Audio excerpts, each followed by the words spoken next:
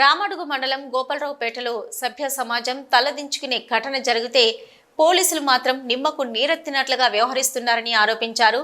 జిల్లా కుల వివక్ష పోరాట సమితి కార్యదర్శి తిప్పారపు సురేష్.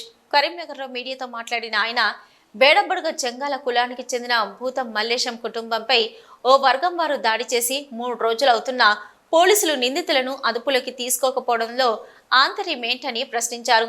బాధితుడు మొత్తం 12 మందిపై ఫిర్యాదు చేస్తే కేవలం 3 మాత్రమే అదుపులోకి తీసుకొని రిమాండ్ చేసిన పోలీసులు మిగతా వారిని ఎందుకు అదుపులోకి తీసుకోవడం లేదో చెప్పాలని డిమాండ్ చేశారు.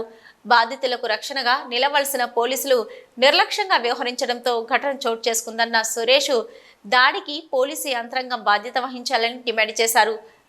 దాడి ఘటనపై ఏసీపీ చొరవ చూపే వరకు పోలీసులు ఎఫ్ఐఆర్ కూడా నమోదు చేయలేదని ఆవేదన వ్యక్తం చేశారు. చట్టాలను రక్షించవలసిన అధికారులు నిర్లక్ష్యంగా వ్యవహరిస్తుండటంతో దాడులు చోటు చేసుకుంటున్నాయన్న ఆయన, దళితులపై జరుగుతున్న దాడులను అరికట్టాలన్నారు. గోపాలరావుపేటలో జరిగిన ఘటన పట్ల కేంద్ర మంత్రి బండి, కరీంనగర్ సిపి ప్రత్యేక చొరవను చూపి నిందితులపై చట్టపరమైన చర్యలు తీసుకోవాలని కోరారు.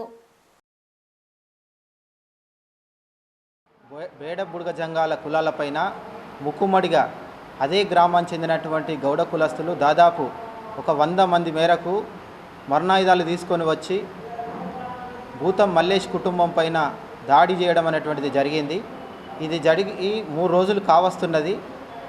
ఇందులో కేవలం 12 మందిని నిందితులుగా ఫిర్యాదుదారుడు పోలీస్ స్టేషన్లో కేసు నమోదు చేయాలని చెప్పి పేర్కొన్నప్పటికీ అందులో కేవలం 3 మాత్రమే రిమాండ్ నిన్న సాయంత్రం చేసినటువంటిగా సమాచారం ఉంది. మిగతా వాళ్ళను కూడా తక్షణమే రిమాండ్ చేయాలని చెప్పి కుల వివక్ష వ్యతిరేక పోరాట సంఘంగా మేము డిమాండ్ చేస్తున్నాం.